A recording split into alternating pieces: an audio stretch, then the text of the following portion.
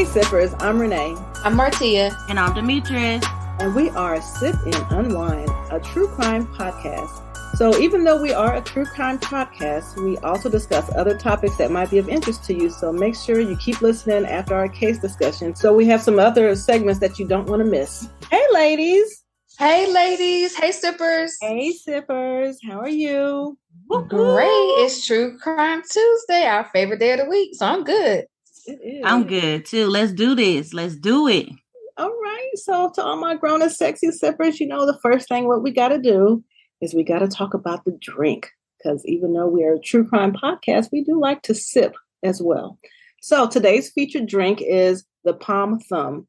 So it's a gin drink, which I'm not too fond of gin drinks in general. I'm not sure if you ladies like gin. You do gin drinks a lot? I don't discriminate, but It's been a while since I've had gin. So let me tell you something.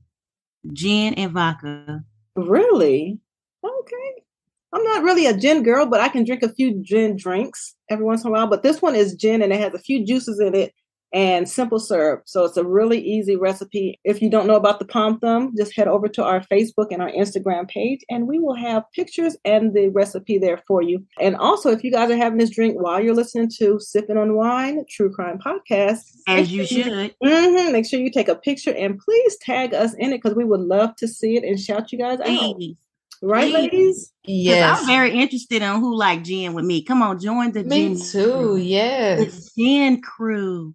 Yeah, I'm not a gin. I do a little bit, though. I actually do a little bit, but my go-to is always vodka. It's always going to be vodka. Vodka is the bomb. Mm-hmm. Gin, it'll have you leaning to the left. Yeah, now see, yes, to the left. Yes, to the left. Before we begin speaking on this true crime of the week, we want to acknowledge the people that these crimes have left a lasting impact on. We also want to send our heartfelt sympathy not only to the survivors, but also the loved ones and friends of the victims that we are about to discuss in today's episode. So now let's get to the true crime of the week.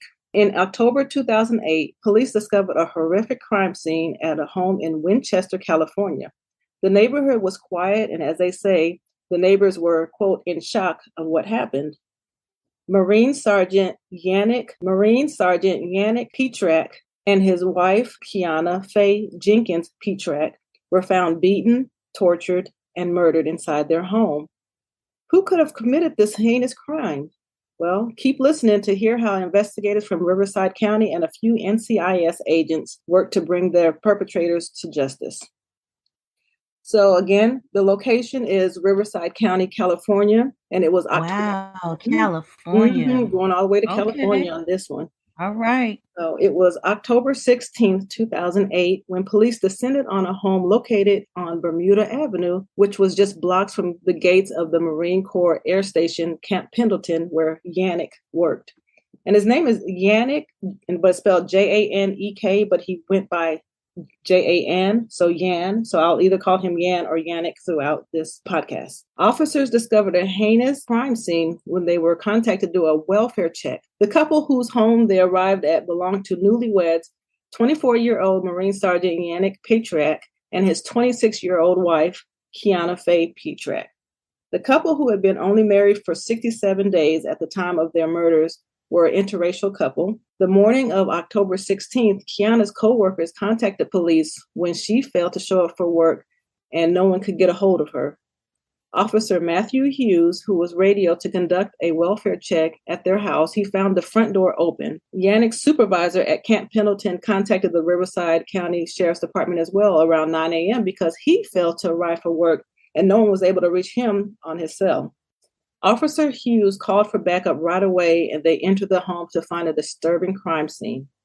When officers entered the home, they saw that a purse had been dumped on the floor right in front of the front door. They saw cabinet doors open, and the house smelled of gas. When officers entered the living room, they found the lifeless bodies of Quiana and Jan on the floor.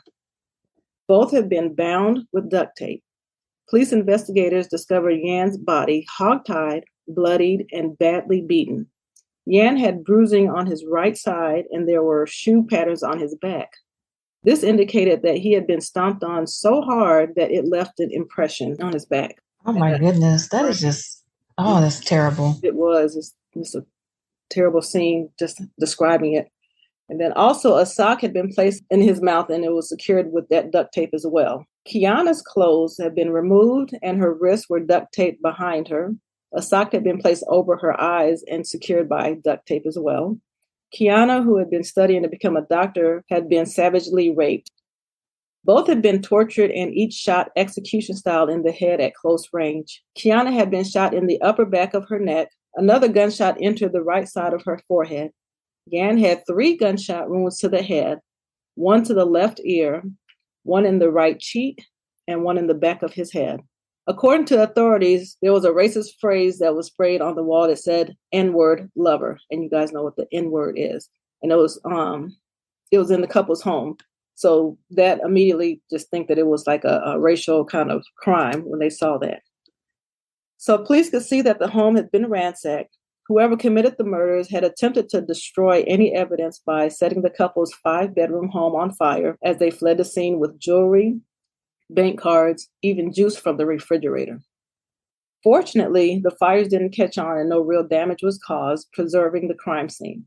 Police identified multiple sets of shoe prints left throughout the house, and the perpetrators had dumped alcohol all over the floors trying to light the fires. There were at least 3 distinct sets of shoe prints. So let me give you a little background on the couple. Janek Pietrzak was born in Poland. In 1994, when he was 10 years old, his family immigrated to the United States and settled in the Bensonhurst neighborhood in Brooklyn, New York. Janek joined the Marines in 2003. He became a helicopter mechanic and was sent to Iraq. After his return, he married Quiana Jenkins, who he had met in 2005 at a party for Marines being deployed to Iraq. Quiana, who worked for the local Black Infant Care Center, was initially reluctant to date a Marine, but Janek won her over and they were married on August 8, 2008.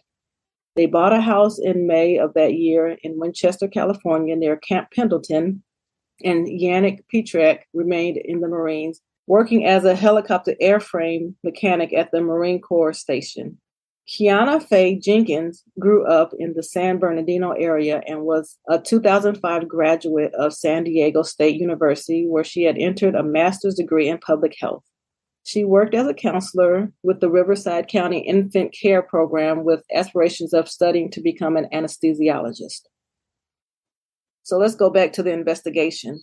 Riverside Sheriff's Office Sergeant Gary LeClaire and Benjamin Ramirez worked the murder case together along with NCIS Special Agent Matthew Timmons and Heidi Schumacher.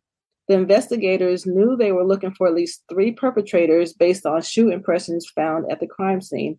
So they found shoe impressions of Nike Air Force Ones and some Nike Cortez. So I'm not sure if it was 2 of Nike Air Force Ones or 2 of the others, but those are the 2 different shoes that they found, but they found 3 distinct shoe prints. Less than a month after the double murder, on November 3rd, the Sheriff's Department announced that it had 4 Camp Pendleton-based Marines under arrest for the murders. As part of the November 3rd announcement, the Sheriff's Department noted that investigators found numerous items of evidence since the October 15th killing, linking the 4 to the killing. That is 6. You're talking about 4 people. 4. Wow. And they were all Marines. They were all Marines. This is an inside job. They were all Marines. So yeah. So they found a lot of evidence at the crime scene linking them to the killings. Even though the killer set a fire to destroy the house, it still didn't work. So here's who was arrested and charged with the murders. Lance Corporal Emrys John. He was 18 years old, from Maryland. Lance Corporal Kashawn Sykes was 21, of California. Private Kevin Darnell Cox, he was 20, and he was from Tennessee. And Lance Corporal Tyrone Miller, age 20, of North Carolina. 2 of the 4 Marines charged in the execution-style murders worked for Janek Pietrzak. So 2 of the killers were actually employees or worked for Janek at the... Are you serious? And then they were young, too. That's what's so heartbreaking is... Yeah, exactly. Because you said 18, 20? 18, 20, 21. Yes. Like the oldest one was 21 years old at the time. Like, ridiculous. And then they were Marines, which makes it even worse. Like, yeah, because they exactly defend themselves from anybody. Right. So I'm just saying. Really heartbreaking that it was like people who were in the service with you and working with you and stuff like that. So Detectives found stolen items like Janek's digital camera and his wife's engagement ring in the barracks. Tyrone Miller, which was one of the killers, he was 20 at the time, he told cops that he forced his way into the home in Winchester by pointing a shotgun at Janek, according to the affidavit filed by the sheriff's investigator. The four, who Tyrone said they planned to rob the couple, tie them up, and also they talked about killing them. So let's go to the trial. The four were each charged with 2 counts of first-degree murder with special circumstances, as the murders were committed in the course of a robbery and sexual assault. All pleaded not guilty on November 20th, 2008. All were dishonorably discharged from the Marines. On February 2nd, 2009, the district attorney gave notice that he planned to seek the death penalty against all 4 defendants. So then they had a preliminary hearing. So at the preliminary hearing, and it occurred in the spring of 2009 to determine if there was enough evidence for the 4 to go to trial. So check this out, what happened at the preliminary hearing. So Melissa Buck, she testified as being, after being granted immunity.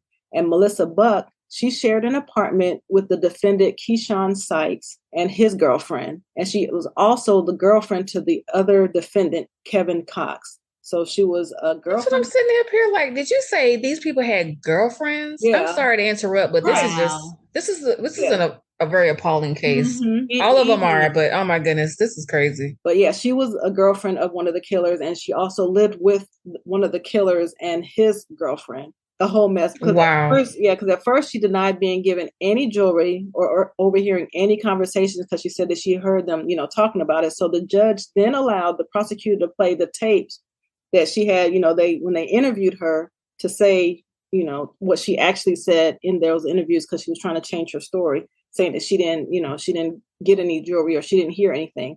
So in the tape, she told investigators what she saw and heard the night of the murders, and that she was given jewelry by her boyfriend, Kevin Cox, upon their return to the apartment. And what she heard was one of the defendants saying, "Good job, E, you earned your stripes." And E was another one of the defendants. His name was Emrys. I think that's how you pronounce his name. Emyrs. Yeah, he said, "So good job, E, you earned your stripes." And Melissa claimed that she was lying then, but she was telling the truth now that she didn't hear anything. But, we're like, girl, be quiet. You did hear something. And that is just sick. Yeah. This is why it's so important that they record or make documentation of what's said during the interrogations. The crazy part is if that happened and your boyfriend is part of it and you're going to stick up for that after you hear what happened. Right. Like exactly. To that couple. The preliminary hearing had to be suspended when Keyshawn Sykes stood up in the middle of the hearing. You guys, listen to this. So he stood up in the middle of the hearing and began urinating and flinging droplets around the courtroom, claiming that he was trying to banish unseen demons. What? Girl. So let me read that again. So the preliminary hearing had to be suspended when the defendant, Keyshawn Sykes, stood up in the middle of the hearing and began urinating and flinging the droplets. Oh my goodness. Courtroom, claiming that he was trying to banish unseen demons. So the judge immediately halted the proceedings and ordered a psychiatric evaluation on Sykes. So I guess he was trying to play like he was crazy or, play it up or do something. I mean, yeah. I cannot believe he even stopped the courtroom for that. Girl, I would be like, sir. Can you imagine being there that day and his bodily fluids touches you? Oh my gosh. Yeah. Yeah. You can't react though. You can't react or I you're would react. Oh. I would, man. Yeah. Oh my gosh. So his mental competency hearing began on May 24th, 2011. Quickly on May 28th, 2011, after only 2 hours, they found that he was mentally fit. So the judge ordered the proceedings to continue for all 4 of the defendants. So he tried, and I guess, it didn't work. So they was like, yeah, buddy, you're fit to, stand trial for this. So in March 2013, nearly 5 years after Quiana and Jan were executed, 3 of the killers went on trial for the murder charges, including robbery, sexual assault, and then first-degree murder. Tyrone Miller and Emery John had the same jury. Kevin Cox had his own jury due to the lengthy initial interview that he gave to the investigators. And Keyshawn Sykes' trial would come later as there were, only limited amount of room in the courtroom, so they couldn't do all 4 of them at the same time. So that's just the only reason why they separated. Okay. Out at first, and then the fourth one was later.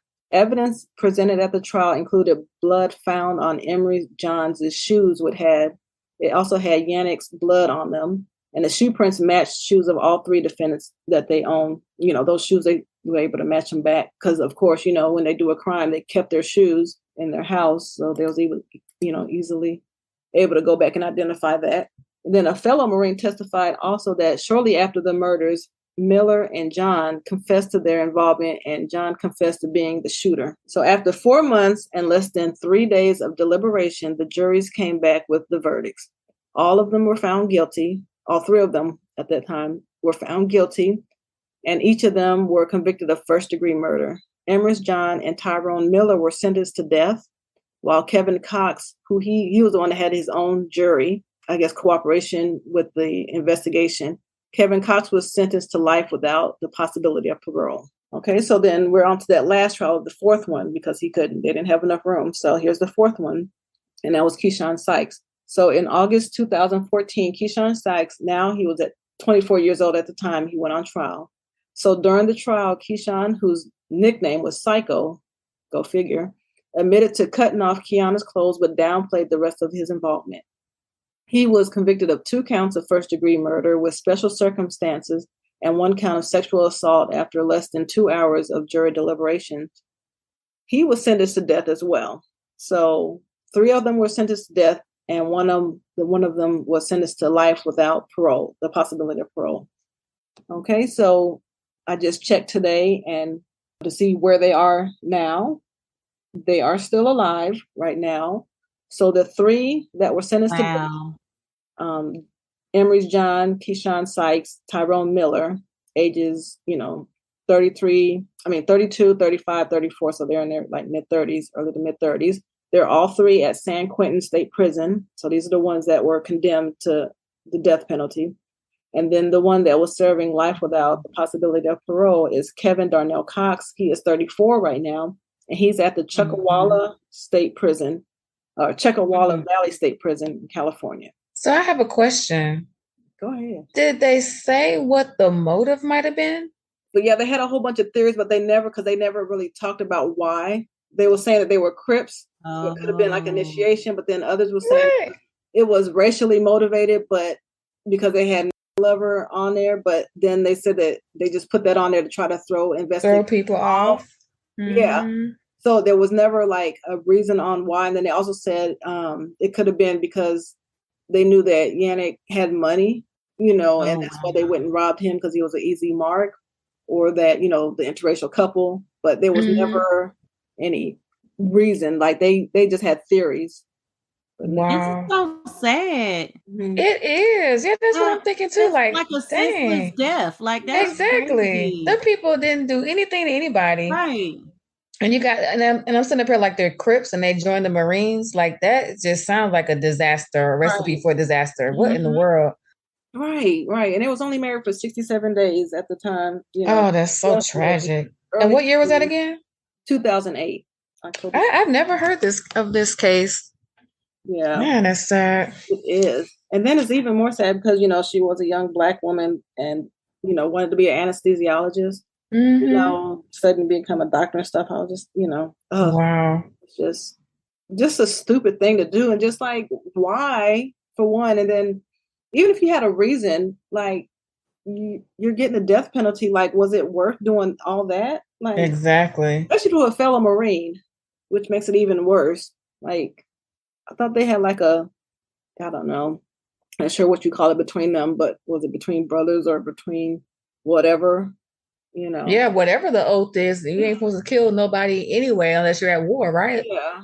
That's crazy. It's really sad. But yeah, so that's where they are right now. And I don't have a, date for death or whenever they're going to do it, but they're still just in prison waiting. And it went into a lot more detail, which I didn't want to get into. Sippers, if you guys want to look at it on your own, you can, but it was just a lot of the sexual things that they did to her and the objects that they used and stuff. It was. Wow, they really reported? Yeah, it was really. Wow. Cool. And then they also said that, they did it while they made the husband look at them doing it. Oh no. Yeah. That is just terrible. Good grief. Well, I guess we'll close the door on them. At least they got the death penalty for 3 of them, 3 out of the 4, which all 4 should have, gotten it. But all 4 should at least have they been. got them. Yeah, at least they got them, and they're not among us. Right. Yeah, now that is true because my goodness, ain't no telling what else they would have been capable of had they not been caught. Yeah, right. And thank goodness that those fires didn't catch, that they was trying to set to burn all the evidence and stuff. Right. Like, I'm so glad it didn't. Because they deserve what they got. That is horrible. It is. All right, so sippers, we are going to switch over to a random wind down. I don't know if this is a wind down, but it is a random story that's kind of like a quickie crime thing, but not really. So, ladies, did you hear about the lady in Houston that was poisoned on her birthday after touching a napkin that was found on her car? Oh my goodness, yes. Sorry. I heard about it, but it was like a brief, small video clip that I saw, so I don't know all the details behind it. Yeah, and I really did. I remember seeing it, but I was like, I just kept going. But then I kind of read up on it. So Erin Mims was celebrating her birthday with her husband earlier in August of 2022 when she found a napkin stuck to the passenger door handle of her car. And, she was leaving the restaurant. So what she did was she barely touched the napkin, and then she threw it away, not giving it another thought. But then she went back into the restaurant, and I guess, I'm not sure why she came out, but she went back in to finish, eating or whenever it went to the place. So she went in and washed her hands and carried on. But then she came back out, and then she was fine then. Then she went and opened her car door with her hand. So I guess it was still all in the car door handle. That's where the napkin was at. It was like stuck in the handle right there. So when she opened the door. That is just heartbreaking, though. So when she opened the door, sat in the car, and right after that, she said she started feeling a tingling sensation in her hand. Oh my goodness. Yeah, right after she opened the door. And she said within like 5 minutes, her whole arm started to tingle and feel numb. And then she couldn't breathe. And she was starting to get hot flashes, and her chest was hurting, and her heart was beating really fast. So luckily, she was with somebody. She was with her husband. So her husband drove her to a nearby hospital where doctors would perform, blood work and urine tests and a CAT scan. And they said that she was poisoned with something, but it was not enough of it in her system. So they couldn't tell what exactly it was. But they just said it was acute poisoning from an unknown substance. So that's just scary. Yeah, so they don't know what it was, but whatever it was, she only touched it with her hand, and she had that big of a reaction to it. It's just like, what was it? Like, I'm not even sure how they were able to test it. Like, they couldn't swab the car door. Or I'm not even sure if they put that together at the time, that it was because she touched the car door. No, that would make sense. Yeah, unless they thought about it after the fact, was when she started, feeling the way she was. I'm not sure, but yeah, they don't have what it was. But then they said, she was saying she did a video and telling people to be careful. And she thinks that, she could have died from that. And she also thinks that she could have been, a possible kidnapping attempt on her. But I mean, that's just her speculating. She doesn't know really what it was, but and pay attention and be safe. So Lord, please don't let me see no napkin, or even if it's not a napkin, like somebody can just spray something. Exactly. And at one point they were putting things on people's windshield, and women would grab it and they would come and get them from there. No, they coming up with some tactful little tactics, and I'm sick of like a flyer of some sort, and you're touching it. Yeah, or like they will roll up fake dollars, fake money, and it's a slew of things that people would do. But that's disgusting, though, for her to almost lose her life. Oh my God. Yeah, I had to send this story to my daughter because she doesn't live in the same town as us or whatever. So I sent that to her, like, be careful out here because these people are just psycho. Yeah. And I don't know if y'all saw, but like after this woman put her story up, a couple of other people posted, similar story. Yeah, similar stories. I don't think they were in her same town or anything like that, but they were just like, oh, this happened to me too. Real similar to this woman's story. So did they say they also went to the hospital and stuff, or no? They just I didn't watch the whole video of the one lady, but so I don't think she went to the hospital, but to me, it was just the whole thing of these copycat, crimes or whatever, or could be a coincidence. I don't know, but they lost their minds out here. It's crazy. Man, that is scary. It is. Because I mean, you would think you would just take it off, or I probably wouldn't touch the napkin just because I'm grossed out by that. Like, napkin, so I probably hit it like maybe with my phone or something else. Or I'll still just think about it. What if it's at night? Yeah, it could be at night. You walking from the store, and you're like in a hurry. You just grab the door handle. Or what if it was the driver, and that happened? Oh wow!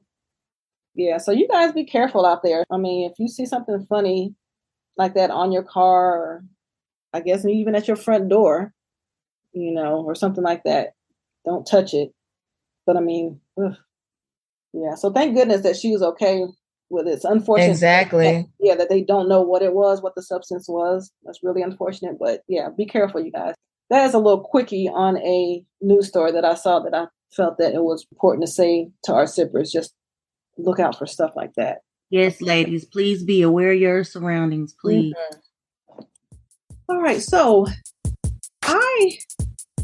this is also, well, I don't know. I'm trying to think of how I would classify this. This might be take another sip, but I don't think so. I'm going to put this under random as well, but a happy random. Ooh, yeah. Okay. So it's this story that I saw that it was last year. So it says this candy company will pay you $30 an hour to taste test their sweets.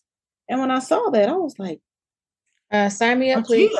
This is our calling. Exactly. This is our calling. Because if anybody knows, I like me some candy. And me too. Always have snacks with her at all times. Yes. So if you guys will see my Instagram, I think it's on my Instagram or even Twitter as my profile. It just says I like candy. I never noticed that. Have you had that up for a long time? It's been there for years. That's all. I never noticed that. So it says I like candy, and that's pretty much about me. So wow. So this was the story last year, posted February 1st of last year. So it was saying it's a Canadian company that's looking to pay people to, rate their candy, taste it, and rate it. So the candidates will be responsible for tasting and reviewing from about 3,000 products they're currently carrying. So I was thinking of how awesome that can be. So, if they they can do part-time positions, which is 15 hours a week at $30 an hour, or full-time for 40 hours a week at that same rate of $30. So I was just like, man, this sounds sweet. Right. It said that no experience is required and all applications have to be in by February 15th. That was last year. So I was like, oh man, I seen this story too late. Man. But then I kept looking, and that same company is doing it again. Oh, and also, wait a minute, on that last, the position was going to be called a candyologist. Bitch, I think I'm a candyologist. Man, I could definitely be one. I got a story to share, just a quick little thing after you finish. Because I could definitely be one. Is that really a title? It says there will be the ones who got hired last year, they are now candyologists. Girl, what you do for a living? I think I'm going to add that to my What profile. you do for a living? Oh, I'm a candyologist. Now what? What if that candy make you sick? And get paid $30 an hour? Man. You getting paid to get sick. What I would do is go get some dental implants. Like I would just take all these teeth out and get a whole top and bottom implants, because I'm not going to get sick. I'm going to eat the heck out of that candy and get my little $30-something an hour. And it says the best part, they're going to give me a raise. So you can do this at your house. Oh, hell yeah. Sign me up. Yeah. Wait. Part-time, $30 an hour. Candy. Think about it, y'all. What if the candy is like nasty and poison? You want to say then that's my review. This tastes like crap. I don't like it. And that's my review. Okay, so I was still searching because I was like, man, I'm mad I missed this opportunity. So it was another story that was published July 31st of this year. So it says same company wants to pay you $100,000 a year to eat candy. So wait a minute, what? Salary. So no, don't do it. There's this Canadian candy company called the Candy Funhouse. They're hiring a professional taste tester with a salary up to $100,000 a year. So like it's really giving Willy Wonka vibes, like for real. Like I'm interested. No. Yeah, so it says the chosen applicant will be responsible for test tasting roughly 3,500 products each month. And also they'll be my God, board meeting. Well, listen, but they'll also be running the company board meetings and approving new candy inventory with their Demetrius is so appalled. That is instant diabetes just waiting to happen. She is so appalled. I am. That is disgusting. You think that's disgusting? Really? What the crap? No. Man, that is between getting paid to eat candy and getting paid to sleep. Like, sign me up. Like, I be seeing them little sleep jobs. Like, I would definitely do that. Pay me to sleep. And that's part of, and then they had the breakdown. So the breakdown is you'll be probably eating about 113 pieces of candy a day. So I was like, ugh, that's a lot. You take it, what was that? About 5 pieces of candy an hour? Like, can we do the math? Like, I'm ready. And then that's nearly 5 times more than what your recommended amount of daily sugar. And then also, also the applicant, whoever gets chosen, will have extensive dental coverage. That's what I'm saying. Like, just pull all my teeth out and just go ahead and pay for me to get them implants. No, not just dental coverage. You need to have insulin on deck. You are going to have diabetic coma. Get the colonics at least once a month. Clean your stomach out because. Oh my God. Yes, but then so this job for $100,000 a year, the minimum age is 5 years old. What? You must be at least 5 years old. Reside in North America and have an obvious love for sugar. Like, stop it. Are you serious? Wow. So your little 5-year-old can be paying all the household bills, take your little ass to work, get your butt up, go to work. Yeah, so I mean they got a TikTok account and all that stuff, and it says the company has over 2.8 million followers on there. And like anybody, and if you go, and I will tell you guys, sippers, so this job is open until August 31st, 2022. I'm on the website. Like, I'm getting ready to send my resume. Listen, they have 2+ something million followers. I bet you none of them are going to apply. They'll be like, I pass on what does the candy look like? And my teeth falling out. I don't know, because they don't show what it is. But then, if anybody's interested, just go to candyfunhouse.ca. And no, this isn't sponsored, but we just like candy. And then when my daughter came home today and I told her about this job, she said, sign me up. Exactly. No. Like, you can get paid $100,000 a year working to be in the hospital. But look, let me tell y'all how much I love candy, which Renee, she already knows. But I was actually like, my son was gone for like a whole month a few weeks ago or whatever. And I didn't have anybody to, cook for or ask me what's for dinner and stuff like that. So I literally like woke up. You already know where I'm going. Like I had a Snickers for breakfast. Another day, like what I'm on right now. What I'm on right now. No, not well, yeah, I did. Y'all said I saw that picture, showed y'all that picture, yeah. But what I'm on right now is chocolate covered cherries that you get from like the dollar store. And so I eat those in not jelly beans, but gummy bears. So like that was breakfast and dinner, like chocolate covered cherries for dinner and gummy bears for breakfast for like a whole month. Man. She's quiet. I have no comment. Man, when I tell y'all, like I love candy, and somebody was like, "You're gonna grow out of that." When? Because no. No, probably not. But yeah, so this position for that $100,000 a year, you'd be a chief candy officer. So you can be a chief candy officer, or if the candyologist position opens up again, you can do that. I just like those titles. I like exactly. What you do for a living? Oh, I'm a chief candyologist, or whatever you just said. I'm the CCO of Candy Funhouse. No, Demetrius, you still not on board? No, I can't. Well, if anybody, I mean, did you hear the number that you have to consume? You have to consume that amount, right? You said 3,000 something. I'm good. 113 pieces a day. That's too much. But think about it, Demetrius. You probably don't necessarily have to eat you don't have to eat. Just take a bite and taste it. You know, you could probably chew it up and spit it out. Don't even swallow. Like the Tootsie Roll pop, you got to go all the way to the center to get to the Tootsie Roll. So it might be those kind of candies that you got to keep going all the way to just to get to the middle. Like blow pops, you want that gum. What you got to do? Keep going. Yeah, okay, that just seems like a fun place to work, though. It does. And then, but like you said, it's a remote position. Yes. Sign me up. It just seems like a cool place to work. So if you guys if it's remote, candy officer, how are they monitoring the number of pieces that you're consuming? You probably have to. Yep. Report. You got to get on Zoom. You got to sit on Zoom all day so people can see you. Yeah, I'm just playing. Those board meetings and stuff, and discuss the candies and what's the next one that you guys are going to roll out. So it's still like a job, but it's just kind of a fun job. No, Demetrius is not here for it. Well, if you guys are interested, Sippers, they also have other positions open. I see they have a social media personality position, a Shopify developer position, and a search engine optimization copywriter open right now. So it just looks like a fun place to work because you always have candy. Exactly. Just candy around. I'm sure that you can just kind of. Oh, wow. No. Okay.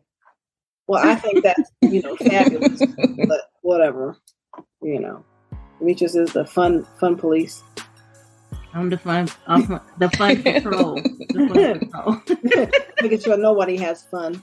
Yeah, don't be around me on Halloween. Put that candy down. You do not need. You better get you a carrot. You better get a carrot. Not the carrot. I don't want it. Help me. Eat that cabbage. I cannot breathe. Not the cabbage and the carrots. Okay, so again, Sippers, if you guys are interested, it's candyfunhouse.ca. Have at it. But with that being said, Sippers and ladies, we are at the end of our episode. Oh man, that fast? Yeah, it kind of flew by. Even though it was a sad case that we had to discuss. We appreciate you guys. Please tag us on, if you're sipping anything, or even if you just, listening to us, or if you just want us to shout you out or whatever. We got you. That's right. We on season 3. We rolling with it. We rolling. Yes, we are. We got this. We rolling. All right. Well, bye, Sippers. Bye, ladies. Bye, ladies. Bye, Sippers. Bye, ladies. Bye, Sippers. Bye.